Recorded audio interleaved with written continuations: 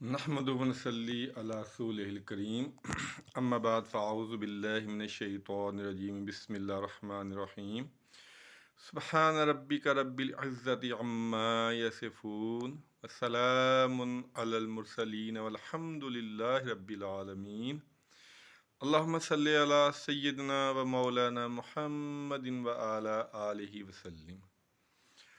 حدیث رسول صلی اللہ علیہ وآلہ وسلم چینل پہ آپ سب کو خوش آمدید۔ آج کا جو بیان ہے وہ بہت اہم ہے، توجہ طلب ہے۔ ایک دفعہ نبی پاک صلی اللہ علیہ وسلم نے ایک لشکر روانہ فرمایا تو آپ صلی اللہ علیہ وسلم نے حکم دیا کہ عصر کی نماز آپ نے فلاں جگہ پہ پہنچ کے ادا کرنی ہے۔ تو جب لشکر روانہ ہوا تو منزل پہ نہیں پہنچا تھا تو راستے میں ہی عصر کی نماز کا وقت آ گیا۔ تو صحابہ کرام میں وہاں اختلاف ہوا۔ کچھ صحابہ کرام نے کہا کہ نماز وقت پہ پڑھنا ضروری ہے، ہم نماز یہیں ادا کر لیں گے۔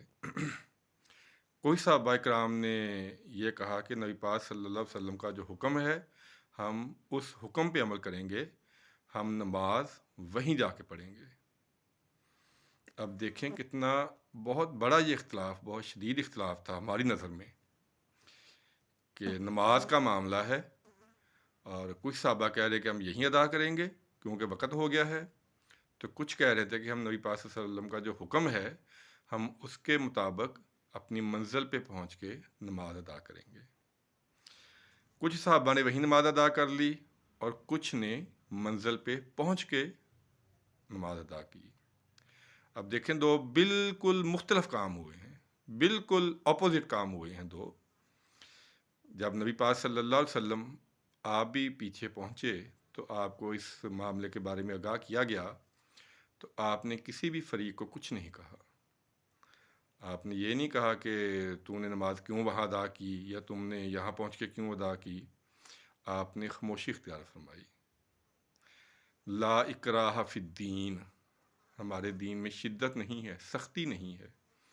ہمارے دین میں جو اختلافات ہیں ان میں وہ شدت نہیں ہے اور نہ حکم ہے کہ ہم اپنے اختلافات کو اس نہج پر لے کر جائیں کہ چھوٹی چھوٹی باتوں میں ہم ایک دوسرے کو کفر کے فتوے دینا شروع کر دیں، جو ہماری بہت بڑی بری عادت ہے۔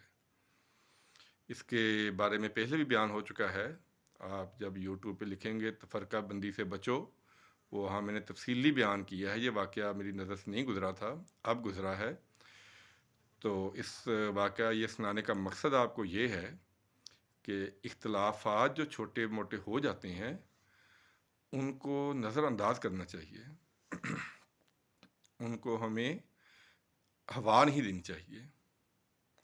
ایک اور حدیث یاد آ گئی، بخاری شریف میں یہ جو حدیث ہے یہ بیان کرنے لگا ہوں، یہ مختلف صحابہ سے کم و بیش 15 دفعہ میری نظر سے گزری ہے۔ یعنی اتنی اور کوئی روایت نہیں میری نظر سے گزری جو کہ بخاری شریف میں ہو، بار بار اتنی تعداد میں آئی ہو۔ 15 دفعہ تو میری نظروں سے گزری ہے، واللہ عالم اس سے زیادہ بھی ہو۔ اب اس سے آپ اس حکم کی اور اس حدیث کی اہمیت کا اندازہ لگا سکتے ہیں۔ اور مسلم شریف میں بھی یہ حدیث ہے، مختلف روایات ہیں، مختلف صحابہ سے ہیں، جن ساری حدیث کا مفہوم یہ ہے کہ جس شخص نے ایک دفعہ بھی سچے دل سے کلمہ پڑھ لیا، لا الہ الا اللہ محمد رسول اللہ صلی اللہ علیہ وآلہ وسلم، وہ ایک دن ضرور جنت میں جائے گا۔ اگر اس کے کچھ گناہ ہیں، کچھ اس نے عیب کیے ہیں، ان کی سزا کے طور پہ اگر سزا ملے بھی گی، لیکن آخر میں وہ کلمے کی بدولت ضرور جنت میں جائے گا۔ اور یہ کلمہ توحید جو ہے اس میں ہمارے کسی مسلک کا کوئی اختلاف نہیں ہے، ہر کوئی کلمہ پڑھتا ہے اور انشاءاللہ تعالی ہر کوئی جنتی ہے۔ اور ہم جو چھوٹے چھوٹے اختلافات کی وجہ سے ایک دوسرے پہ فتوے لگانے شروع کر دیتے ہیں، ہمیں فتوے لگانے کا کوئی حق نہیں ہے، بالکل بھی ہمیں کوئی حق نہیں ہے کسی کلمہ گو مسلمان کو ہم اس کے کسی چھوٹے سے عمل کی وجہ سے ہم اس کو اسلام سے خارج کر دیں یا ہم اس کو برا بلا کہنا شروع کر دیں، یہ بھی زبان کے فتنوں میں ہی آتا ہے۔ اور یہ جو مذہبی اختلافات ہیں، ان کو ہوا دینا تو ہم اپنا فرض عین سمجھتے ہیں۔ جس کو دین کی البیہ بھی شاید نہ پتہ ہو، وہ سب سے بڑا مفتی بنتا ہے۔ تو اگر یہ جو میں نے واقعہ سنایا ہے، اگر اس پہ غور کریں تو دیکھیں کتنے شدید یہ اختلاف ہے، کتنی سخت یہ اختلاف ہے کہ نماز کا حکم ہے، وہاں پہ اختلاف پیدا ہو گیا کہ آدھے کہہ رہے تھے ہم یہیں پڑھیں گے، آدھوں نے وہاں جا کے پڑھی۔ لیکن نبی پاک صلی اللہ علیہ وآلہ وسلم نے کسی بھی فریق کو برا بلا نہیں کہا کہ تم نے وہاں کو پڑھی، میں نے تو کہا تھا وہاں جا کے پڑھنی ہے، یا تم نے نماز کا وقت ہو گیا تم نے وہاں کیوں نہیں پڑھی، یہاں آ کے کیوں پڑھی ہے؟ نماز تو پڑھی ہے نا۔ ہمارے لیے جو سب سے عام حکم وہ ہے کلمہ، اس پہ یقین اور ایمان ہمارا، اور دوسرے نمبر پہ نماز۔ نماز ہم پڑھتے نہیں ہیں، اور عشق رسول کا دعویٰ جو ہمارا ہے وہ سب سے زیادہ ہے۔ میرے نبی صلی اللہ علیہ وسلم کو کب یہ پتہ تھا کہ ایسے لوگ بھی آئیں گے جو عشق رسول کے نعرے تو بہت لگائیں گے، بہت دعوے کریں گے، مگر نماز ایک بھی نہیں پڑھیں گے۔ نماز پڑھنی چاہیے، کلمے پہ ایمان اور یقین رکھنا چاہیے، اور یہ دل میں یقین پکا اور پختہ ہونا چاہیے کہ انشاءاللہ تعالی اگر ہمارے پاس اعمال نہیں بھی ہیں تو ہم کلمے کی بنا پہ انشاءاللہ تعالی اللہ تعالیٰ کے فضل و کرم سے ضرور جنت میں جائیں گے۔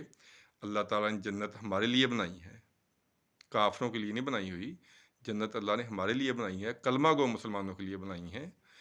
تو ہم دوسرے کلمہ گو کو کس طرح ہم اسلام سے خارج کر سکتے ہیں یا اس کو جہنم کے فتوے دے سکتے ہیں، یہ بہت بری بات ہے۔ اس کے بارے میں جتنی بھی گفتگو کی جائے وہ کم ہے۔ اختلاف ہونا وہ علیحدہ چیز ہے، لیکن اختلاف کو ساری حدیں پار کر کے اس کو لے جانا، یہ اسلام میں اس کی بالکل بھی اجازت نہیں ہے، 0% بھی اجازت نہیں ہے اس کی، کہ آپ اپنے جو چھوٹے موٹے اختلافات ہیں ان کو فتوے کے طور پہ استعمال کریں اور دوسروں کو اسلام سے خارج کریں۔ یہ ایک ہی واقعہ کافی ہے عبرت حاصل کرنے کے لیے۔ اللہ تعالیٰ سے دعا ہے اللہ تعالیٰ ہمیں دین کا فہم عطا فرمائے، اور میں پھر گزارش کرتا ہوں سننے والوں سے کہ وہ دین کا خدارہ مطالعہ کریں، قرآن پاک کو ترجمے کے ساتھ پڑھیں، احادیث کی کتب بخاری شریف، مسلم شریف، ابن داؤد، ابن ماجہ، سنن نسائی، مسند احمد، ان کا مطالعہ کریں۔ ہم جب تک اپنے نبی صلی اللہ علیہ وسلم کی زندگی کا، آپ کے ارشادات کا مطالعہ نہیں کریں گے، ہم اسی طرح اختلافات میں پڑے رہیں گے، اسی طرح جہالت میں پڑے رہیں گے، اسی طرح غفلت میں پڑے رہیں گے، کیونکہ زندگی گزارنے کا جو طریقہ ہے وہ صرف اور صرف نبی پاک صلی اللہ علیہ وآلہ وسلم کی زندگی مبارکہ پڑھنے سے ہی ہمیں پتہ چلے گا کہ ہم نے زندگی کس طرح گزارنی ہے، ہم نے مذہبی معاملات میں دوسروں سے کس طرح بات چیت کرنی ہے، اور کوئی اختلاف ہے تو ہم نے اس کے لیے کس طرف رجوع کرنا ہے۔ رجوع کرنے کے لیے ہمارے پاس قرآن پاک ہے، احادیث مبارکہ ہے، اور صحابہ کے اعمال ہیں۔ اللہ تعالیٰ سے دعا ہے اللہ تعالیٰ دین کا فہم عطا فرمائے، اور اللہ تعالیٰ ہمیں اس زبان کو خیر کے کلمات ادا کرنے کی، اللہ کا ذکر کرنے کی، اور نبی پاک صلی اللہ علیہ وسلم کی ذات اقدس پر درود پاک پڑھنے کے لیے استعمال کرنے کی توفیق عطا فرمائے۔ غیبت، عیب جوئی، چغلی سے ہمیں اللہ تعالیٰ محفوظ فرمائے۔ آمین ثم آمین۔ السلام علیکم ورحمۃ اللہ وبرکاتہ۔